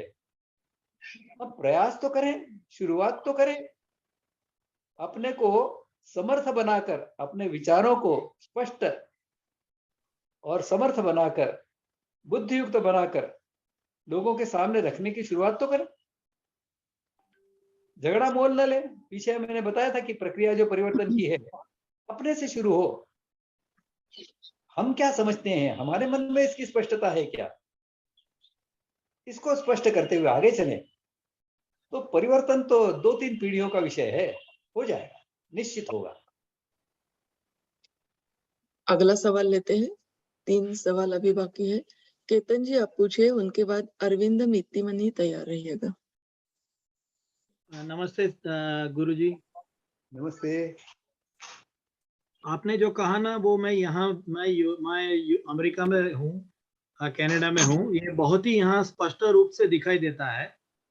यहाँ स्त्री स्वातंत्र्य और स्त्री के लिए इतना ज्यादा वो लोगों ने किया, और वो इसलिए किया क्योंकि सेकंड वर्ल्ड वॉर के बाद में यहाँ पुरुष इतने कम हो गए थे कि इंडस्ट्री में काम करने के लिए, अलग अलग दुकानों में काम करने के लिए, समाज में अलग अलग इंस्टीट्यूशन में काम करने के लिए यहाँ की बहनें काम नहीं करती थी पहले। मगर सेकंड वर्ल्ड वॉर में 40 मिलियन लोग मर जाने के बाद यूरोप और अमेरिका के मिलकर वो लोगों को ये कहना पड़ा कि अभी बहनें बाहर निकले और काम करें। अभी ये डायरेक्ट कहेंगे तो चलेगा नहीं। तो इसलिए एक पूरा का पूरा एक विचारधारा लाई गई लोगों में, जिसका नाम वो लोगों ने दिया स्त्री स्वातंत्र। उसमें कोई स्वतंत्रता नहीं है। अगर स्त्री को नौकरी भी करनी पड़े, बच्चे भी पैदा करने पड़े, घर को भी संभालना पड़े, बाकी सब भी देखना पड़े, तो उसमें कोई स्वतंत्रता नहीं रह जाती। मगर वो लोगों ने उल्टा उसका नाम ऐसा दे दिया कि ये स्वतंत्रता है, क्योंकि स्त्री अब काम करती है, उसके बैंक बैलेंस में पैसे आते हैं वगैरह वगैरह। तो ये एक स्त्री स्वतंत्रता का बिल्कुल ही गलत परिमाण बनाया गया, और वो परिमाण को धीरे धीरे भारत के अंदर भी पाश्चात्य विचारों के साथ में लाया गया। अभी जो वो बीनाबेन ने कहा था, वो मैं उससे मैं उसके लिए इतना ही कहना चाहूंगा कि स्त्री स्वातंत्र क्या नौकरी पे जाना ही पड़ेगा, बच्चे तो पैदा करने ही पड़ेंगे क्योंकि बायोलॉजिकल कंडीशन है, फिर नौकरी पे भी जाना पड़ेगा, फिर घर के लिए भी करना पड़ेगा, उसमें स्वतंत्रता कहाँ रही? वहां उनके लिए कौन सी वैल्यू रही? उल्टी वैल्यू कम हो गई। मेरा कहने का सिर्फ इतना ही था कि हम उसके पीछे न जाएं, और आपने जो कहा वो बिल्कुल ही सही है, मगर उसके साथ में जो एक अर्थलक्षी समाज व्यवस्था है ना, उसमें से भी बाहर निकलने का शिक्षण देना होगा। पहले चार बच्चों के साथ में कुरमुरे खाते थे, उसमें मजा आता था। अभी एक बच्चे के साथ में क्रूज में जाते हैं, उसमें मजा आता है। वो जो विचारधारा है ना, वो पहले बदलेगी तो 4 बच्चों के साथ में वन रूम किचन में भी अच्छे से रहेंगे और आगे समाज को लेके जाएंगे, ऐसा मुझे लग रहा है। आपका कहना बिल्कुल ठीक है, आपने बहुत अच्छा विश्लेषण किया है। अभी इसे धैर्य के साथ में लोगों के सामने रखना,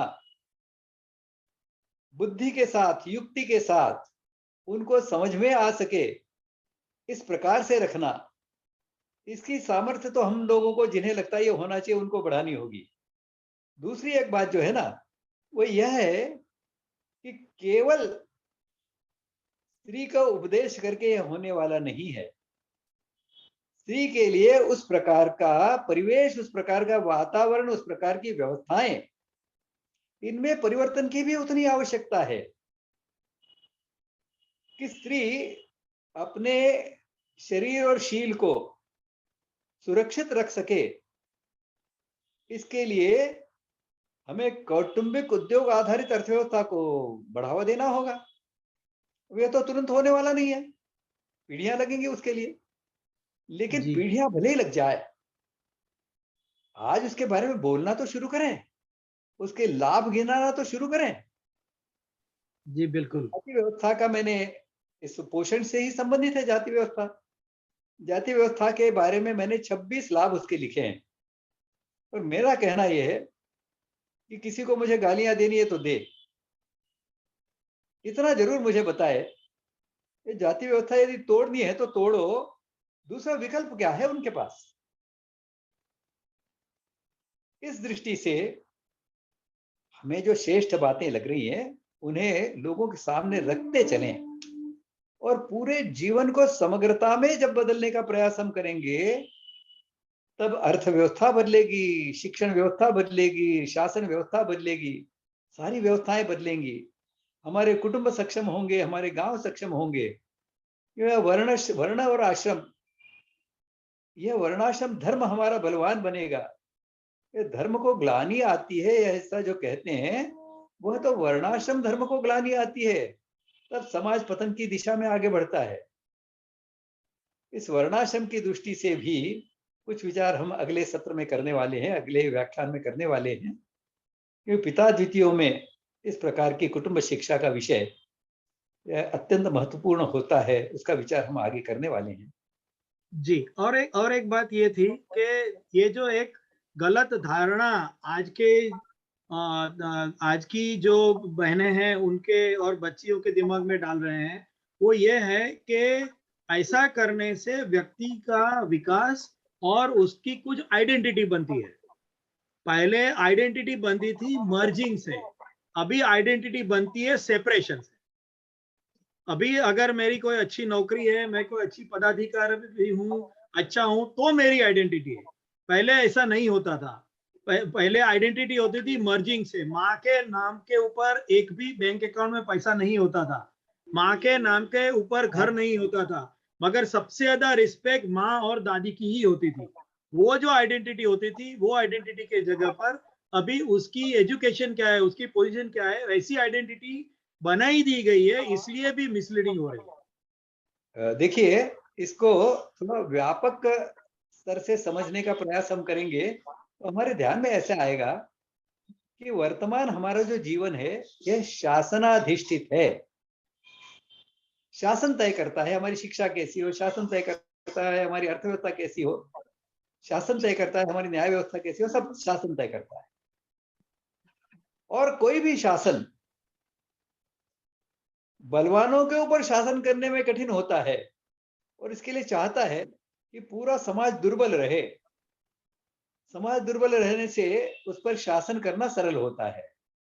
बिल्कुल सही बस्तियां कहा। होती है तो उनके झुंड को साथ में लेकर जाना तुलना में बहुत सरल होता है। ऐसे 100 शेर होंगे तो क्या होगा, कल्पना कीजिए। तो हर शासक, इस अभारतीय प्रकार का जो शासक होगा, यह प्रयास ऐसा करेगा कि पूरा समाज जो है यह व्यक्ति व्यक्ति में बिखर जाए, यह कुटुंब के रूप में या वर्णाश्रम धर्म के रूप में संगठित न हो, जी व्यक्तिवादी बन जाए। और इसके लिए इस वर्तमान समाज जीवन में हम देखते हैं कि जो इंडिविजुअलिज्म है, वास्तव में यह शब्द ऐसा है कि इसके लिए सटीक ऐसा भारतीय शब्द ही नहीं मिल पाता। जैसे बेरोजगारी के लिए कोई शब्द नहीं है, वैसा ही इंडिविजुअलिज्म जो है, इसके लिए कोई वैकल्पिक शब्द नहीं। व्यक्तिवादिता, तो व्यक्तित्व तो अलग होता है। तो हम इंडिविजुअलाइजेशन जो चल रहा है समाज का, इसे समझने का प्रयास करें। इसमें मनुष्य की जो जन्मजात समूह भावना होती है, कुटुंब भावना होती है, वो जन्म लेता है तो माता के साथ में जुड़कर ही जन्म लेता है, वो समाज का हिस्सा होता है। उसकी नाल काटकर उसे व्यक्ति बनाया जाता है, अलग इंडिविजुअल बनाया जाता है। तो उसका इंडिविजुअलिज्म जो है, उसको बढ़ावा देने का काम शासन करता है, वो इसको व्यक्ति में बांटता है। वह जब हमारा वोटिंग होता है, मतदान होता है, तो कुटुंब का मत क्या है उसका महत्व नहीं होता है, वो व्यक्ति का वोटिंग होता है, व्यक्ति का मतदान होता है। हमारी शिक्षा होती है, वो व्यक्ति के करियर के निर्माण की दृष्टि से शिक्षा होती है। हमारे यहाँ विचार जो दिया जाता है शिक्षा में भी, वो छोटे कुटुंब का, छोटा परिवार सुखी परिवार, इसकी शिक्षा दी जाती है। बलवान बड़ा परिवार होता है तो बलवान होता है, उसके बारे में हमने सुना है। जाके घर में 4 लाठी वो चौधरी, जाके घर में 5 लाठी, यानी जिसके घर में 4 मर्द हैं, 4 पुरुष हैं, सामर्थ्यवान पुरुष हैं, वो चौधरी बन जाता है। जिसके घर में 5 लाठी, 5 सामर्थ्यवान पुरुष हैं, वो पंच बन जाता है। और जिसके घर में ऐसे 6 पुरुष होते हैं, सामर्थ्यवान कुटुंब होता है, बड़ा कुटुंब होता है, तो उस कुटुंब से सलाह लेने के लिए वो पंच और चौधरी आते हैं। इस प्रकार से सामर्थ्यवान बनने, यदि जब कुटुंब बन जाता है तो उस पर नियंत्रण करना कठिन हो जाता है। इसके लिए शासन, और इस अभारतीय शासन की भूमिका, तो कोई भी हो, हिंदुत्ववादी हो या अहिंदुत्ववादी या हिंदू विरोधी हो, सबकी भूमिका तो यही रहेगी कि समाज इंडिविजुअल्स में बंटता रहे, दुर्बल बनता रहे।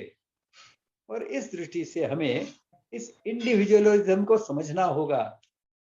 इसकी शिक्षा के विपरीत कुटुंब जीवन की शिक्षा का ध्यान देना होगा, धर्म की शिक्षा को प्रोत्साहित करना होगा, और इस प्रकार से समाज जीवन की व्यवस्थाओं को भी इसके अनुकूल बनाना होगा। तब जाकर हम स्वाधीन भी होंगे और स्वतंत्र भी होंगे, हमारे जीवन का प्रतिमान भारतीय होगा, तब यह सब संभव होगा। इसे हमें ध्यान में दें। जी गुरुजी, धन्यवाद। अरविंद जी नमस्कार सवाल पूछते हैं, हाँ। उनके बाद प्रसाद जोशी तैयार रहिएगा। नमस्कार सर, मेरा नाम अरविंद मिट्टीमनी है, मैं दिल्ली से बोल रहा हूँ। जी, आपका वक्तव्य बहुत अच्छा रहा, बहुत ज्ञान इससे प्राप्त हुआ, बहुत बहुत धन्यवाद आपको। मेरा प्रश्न ये है कि आपने अपने वक्तव्य में ये बताया कि आदर्श समाज का निर्माण के लिए स्त्री को नौकरी इत्यादि करना नहीं चाहिए, उसका काम मातृत्व का रोल जो है उसे निभाना होता है करके।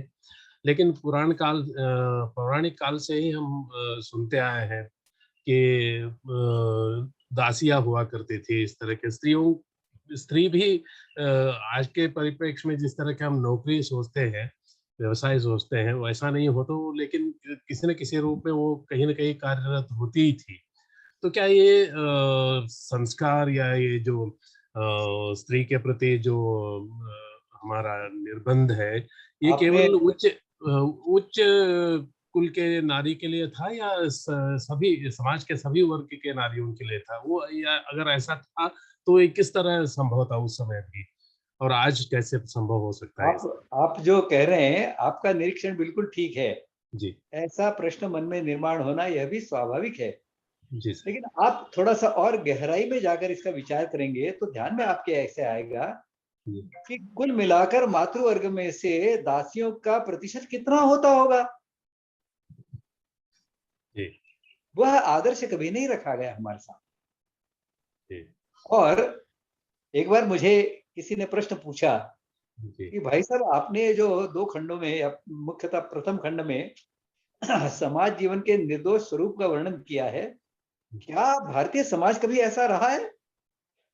मैंने उससे कहा कि देखो, ऐसा रहा होगा ऐसा मुझे लगता नहीं है, लेकिन अनादिकाल से हमारे यहाँ समाज में आदर्श तो इसी को रखा गया है।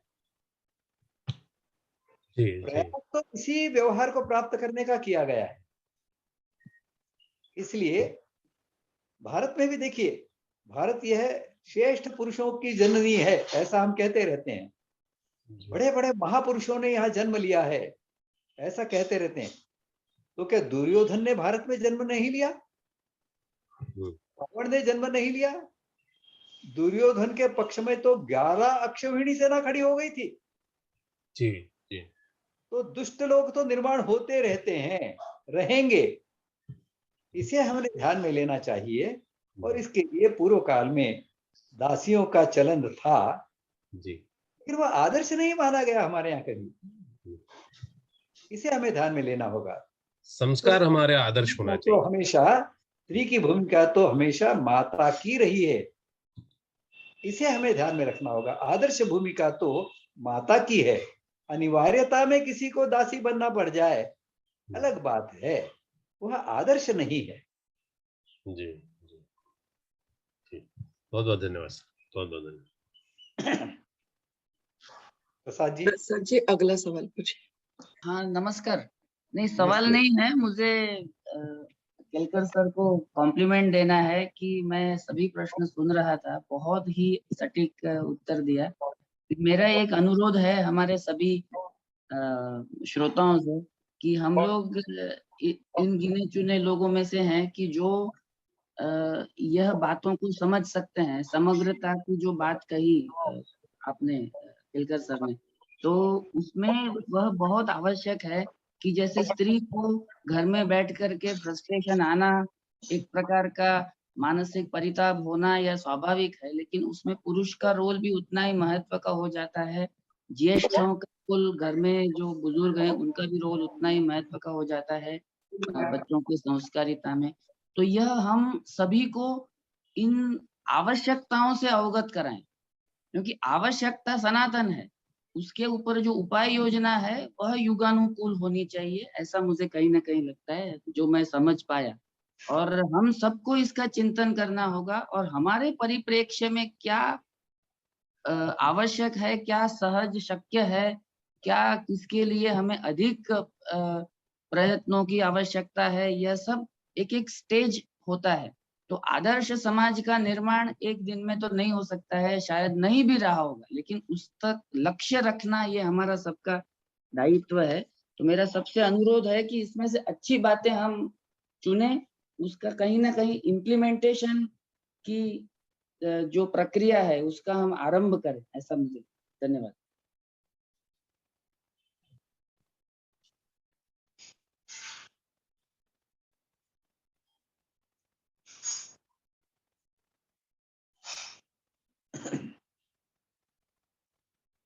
गुरुजी, मैं एक चीज कहना चाहूंगा कि जी। एक मिसअंडरस्टैंडिंग शायद हो रही है, तो मैं उसको मैं खुद ही बोल दूं कि मातृत्व के लिए बहनों का प्रायोरिटी रखना, उसका मतलब ये नहीं है कि स्त्रियों को अशिक्षित रखना।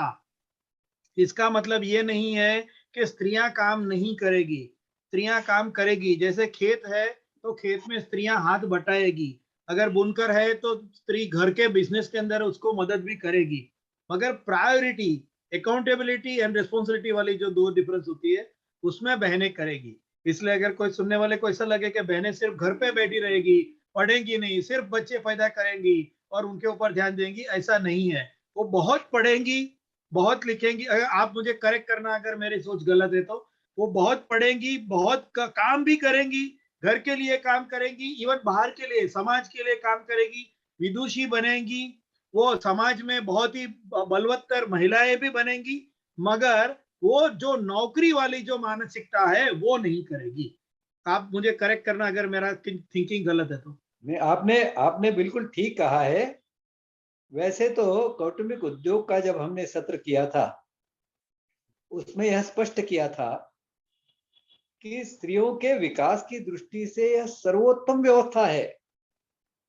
उसके हर प्रकार की क्षमता को अवसर देने वाली, लेकिन उसके शरीर और शील को सुरक्षित रखने वाली, इससे श्रेष्ठ व्यवस्था दूसरी नहीं है। समस्या हमारी ये हो जाती है, हम सबकी समस्या है, यानी मैं उससे दूर हूं ऐसी बात नहीं है। जो सत्र चलता है, जो विषय चलता है, बस उसके ऊपर हमारा ध्यान रहता है। पहले की जो बातें हमने सुनी है उनको हम में से कितने लोग नोट्स बना के रखते हैं मुझे पता नहीं, लेकिन नोट्स बना के जिन्होंने रखी होगी उनके ध्यान में वो थोड़ी ज्यादा रही होंगी। जिन्होंने नोट्स नहीं बनाए उनके लिए उन बातों को भूलने की संभावनाएं बहुत अधिक हैं। अन्यथा ये जो जीवन का प्रतिमान का समग्रता में विचार हमने किया है उसमें ऐसे सभी संभावनाओं का विचार यह किया गया है। जैसे अभी आपने बताया कि इस प्रकार का कुछ एक गलत संदेश कुछ लोगों तक जा रहा है, जाना तो नहीं चाहिए। टुकड़ों में यदि विचार करेंगे तो फिर तो गलत निर्णय पर पहुंचना बहुत स्वाभाविक है। जैसे एक व्यक्ति कुत्ते को देखता है और कहता है ये चितकबरे रंग का कुत्ता है। दूसरे तरफ से दूसरा कोई व्यक्ति देखता है, वो कहता है गलत है, यह तो पूर्णतः शुभ्र सफेद रंग का कुत्ता है। अब विचार करिए, दोनों अलग अलग ढंग से, अलग अलग दृष्टिकोण से देख रहे हैं, कुत्ता तो वही है। अब वो एक तरफ से चितकबरा है, एक तरफ से सफेद है, लेकिन दोनों अड़े रहते हैं कि नहीं कुत्ता तो ऐसा ही है। तो गलती तो दोनों की। जब तक उसे समग्रता में हम न समझ लें तब तक किसी भी एक विषय विशेष को समझना ठीक से संभव नहीं है। उसमें त्रुटियां रह सकती हैं, उसमें अधूरापन रह सकता है। इसे ध्यान में लेकर, इसीलिए ये जो पुस्तक में के रूप में साहित्य निर्माण किया है, यह इसी के लिए निर्माण किया गया है कि जिससे आप बार बार आपके मन में जो शंका है उसके बारे में इसमें क्या लिखा है ये ढूंढ कर पढ़ सकें और अपनी शंकाओं का निराकरण आप ही कर सकें। वैसे तो यदि आप नहीं कर पाते हैं, मुझे प्रश्न पूछते हैं, तो मैं तो उसका निराकरण करने के लिए प्रस्तुत हूं, लेकिन ऐसा स्वतः होकर निराकरण करने वाले ऐसे लोग बढ़ने की आवश्यकता है। ऐसे लोगों की संख्या जितनी बढ़ेगी उतना परिवर्तन का प्रक्रिया का गतिमान होना यह तय है। इसे हमें समझना होगा। जी शुक्रिया गुरु जी। धन्यवाद सभी सहभागियों का धन्यवाद। आज के सत्र में यही रुकते हैं, फिर मिलेंगे 25 अगस्त को अगले गुरुवार को सुबह 7:30 बजे। श्लोक से हम समारोह और करेंगे। उसका विषय होगा पिता द्वितीय गुरु जी। दिलीप जी नमस्ते। नमस्ते। धन्यवाद सर, बहुत बहुत धन्यवाद। ओम सर्वे सुखिनः सन्तु, सर्वे सन्तु निरामयाः, सर्वे भद्राणि पश्यन्तु मा कश्चित् दुःखभाग् भवेत्। ओम शांति शांति। धन्यवाद। आपका दिन शुभ हो। प्रणाम सर। नमस्ते। नमस्ते। छान झालं आजचं.